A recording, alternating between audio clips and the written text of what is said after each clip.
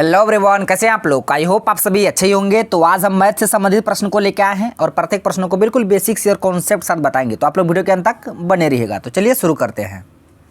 प्रश्न है, यदि 4320 बराबर इतना है तो ए बी और सी का मान ज्ञात कीजिए। तो आपको यहाँ पे ए बी सी का मान निकालना है, क्या होगा। तो देखिए, इस प्रश्न को बनाने से पहले आपको ये 4320 को तोड़ना पड़ेगा, तब आपको ए बी सी का मान पता चलेगा।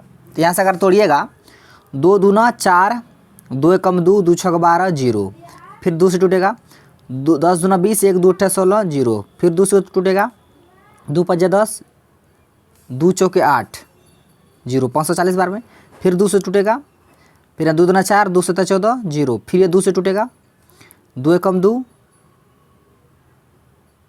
2 तिया 6, 2 पंजे 10। आप ये 2 से नहीं टूटेगा, आप ये 3 से तोड़िए इसको। 3 चौक 12, 1 3 बचे 15। अब फिर 3 से तोड़िए, 3 से 15 बार में ये 15 होगा। अब फिर ये 3 से टूटेगा, 3 पचे 15, तो यहाँ 5 आ जाएगा, यहाँ 5 आ जाएगा।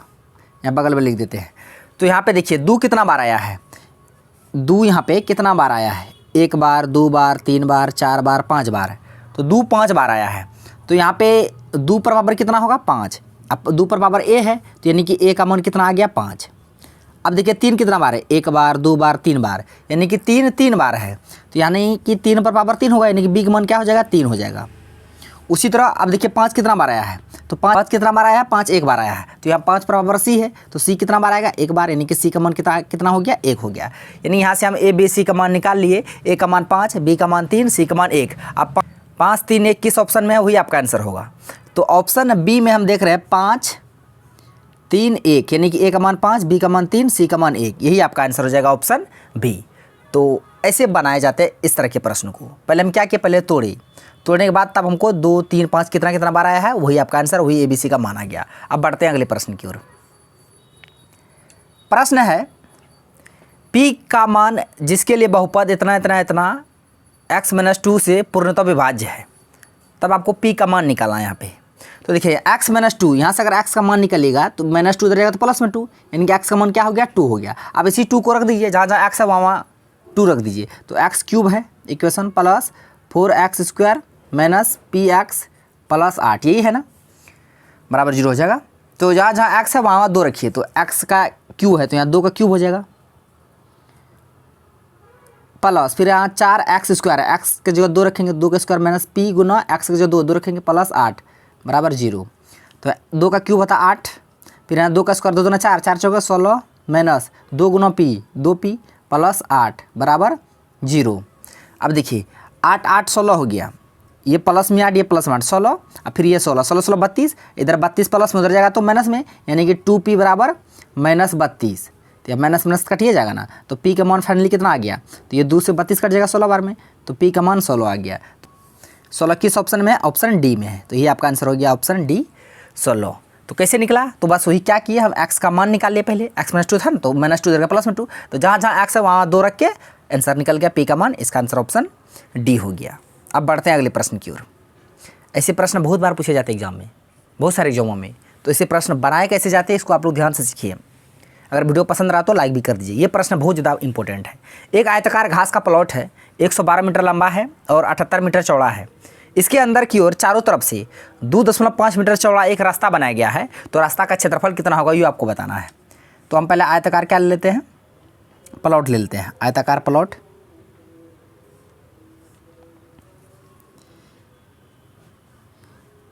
ये क्या है, आयताकार प्लॉट है। इसके अंदर देखिए ये आयताकार प्लॉट है। बिल्कुल ध्यान से प्रश्न को समझिए कैसे बनाए जाते हैं। अब कहता है इसका लंबाई है 112, तो 112 मीटर लंबा है और चौड़ा है 78 मीटर। कलर दूसरा ले लेते हैं, इसमें पता नहीं चलता है। यानी कि 112 मीटर लंबा है, 78 मीटर चौड़ा है, ये आयताकार घास का जो प्लॉट है। अब कहता है कि चारों तरफ से 2.5 मीटर यानी 2.5 मीटर रास्ता छोड़ा जा रहा है। यानी कि इधर से भी 2.5 छोड़ा, इधर से भी 2.5 छोड़ा, इधर से भी 2.5 छोड़ा, इधर से भी 2.5 छोड़ा, छोड़िए चारों तरफ से 2.5 छोड़ा, यानी 2.5 मीटर छोड़ा। अब जो कहता है ये रास्ता का क्षेत्रफल क्या होगा, ये आपको निकालना है।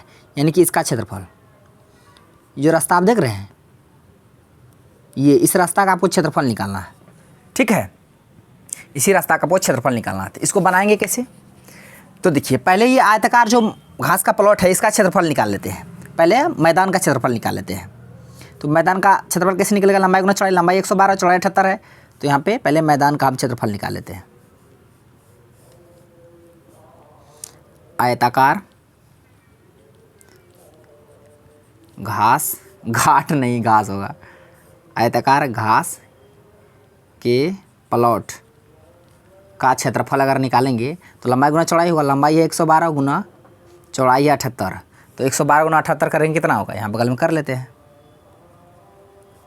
8 2 9 16, 9 8 1 8, 7 2 9 14, 7 1 7 1 8 7, 6 9 4 13 3,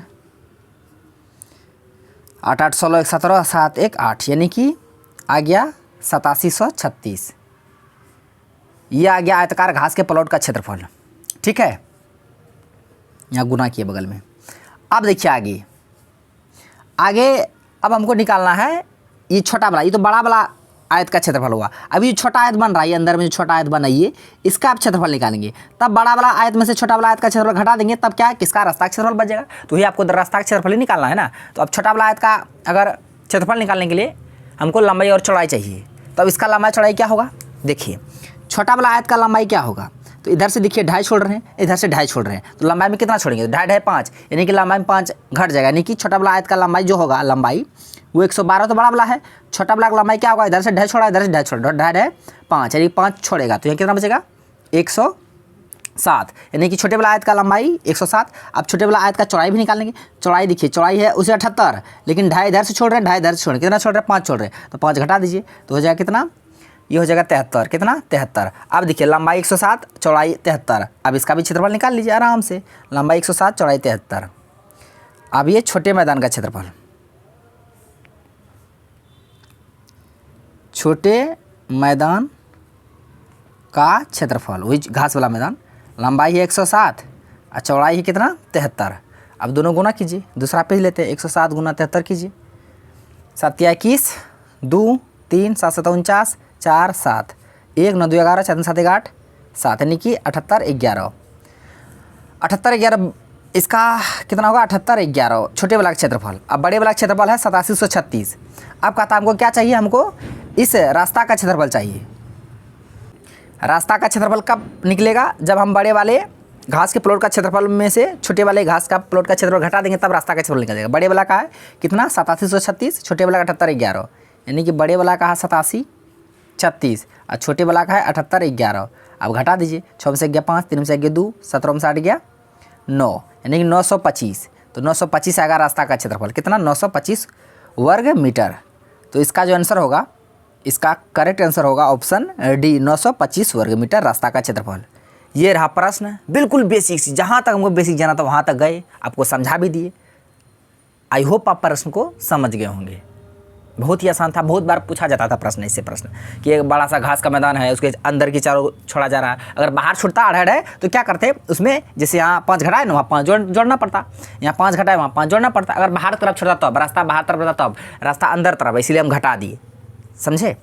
अब बढ़ते हैं अगले प्रश्न की ओर। समझ गए होंगे, उतना बेसिक से गए तो समझ गए होंगे। प्रश्न है, 2 रेलगाड़ियां एक समान दिशा में समानांतर पटरी पर एक स्टेशन को क्रमशः 50 किलोमीटर प्रति घंटा और 45 किलोमीटर प्रति घंटा की चाल से चलना शुरू करती है। आधे घंटे के उपरांत दोनों रेलगाड़ी के बीच की दूरी कितना होगा, ये आपको निकालना है। तो हम जानते हैं दूरी बराबर जो होता है, डिस्टेंस बराबर होता है speed into time, speed into time. तो हमको टाइम निकालना है, क्या निकालना है? टाइम नहीं निकालना, हमको दूरी निकालना है। तो दूरी हमको स्पीड चाहिए। ये देखिए दोनों समान दिशा में जा रहा है, जब 2 ट्रेन समान दिशा में जाती है तो जो चाल है वो घट जाता है, सापेक्ष चाल घट जाता है। जब विपरीत दिशा में आएगा तो जुट जाता है, समान दिशा में जाएगा घट जाएगा। तो यहाँ दोनों ट्रेन समान दिशा में जा रहा है तो चाल घट जाएगा। एक का चाल 50 है, दूसरा चाल 45 है, तो घट जाएगा। 50 में 45 गया कितना? 5 गुना। अब देखिए टाइम कितना आ गया, ये 5 है, इसमें लगेगा नहीं कि ये 5 है गुना टाइम कितना है? टाइम आधा घंटा है। कितना है? आधा घंटा है। आधा घंटा का मतलब क्या हुआ? 30 मिनट, यानी तो 1/2। अब इसी को सॉल्व कर दीजिए। 2 से 5 कितना बार में कटेगा? 2.5 बार में, तो ये 2.5 किलोमीटर आंसर आ जाएगा ऑप्शन सी। बिल्कुल आसान था, एक लाइन का क्वेश्चन था। हाँ, मगर आप समझेंगे तब ये बना पाइएगा। हम क्या बोले, जब दो ट्रेनें समान दिशा में जाएंगी तो चाल घट जाएगा, विपरीत दिशा में चाल जुड़ जाएगा। बस इसी को समझना और कुछ नहीं समझना है। तो हम जानते हैं दूरी बराबर स्पीड इंटू टाइम होता है, दूरी बराबर चाल गुना समय होता है। चाल है, दोनों का हम सापेक्ष चाल लेंगे, 50 में 45 गया 5, तो 5 गुना आधा घंटा में कह रहा था 1/2, तो 5 का आधा 2.5 होता है, तो 2.5 किलोमीटर होगा दोनों ट्रेन के बीच की दूरी। प्रश्न है, यदि 600 रुपये पर 4 वर्षों के लिए साधारण ब्याज और 600 रुपये पर 2 वर्षों के लिए साधारण ब्याज एक साथ मिलाकर 180 रुपया हो जाता है, तब हमको ब्याज का दर, रेट ऑफ इंटरेस्ट हमको चाहिए। देखिए इसको बनाते कैसे हैं, बिल्कुल आराम से इसको भी लेंगे हम।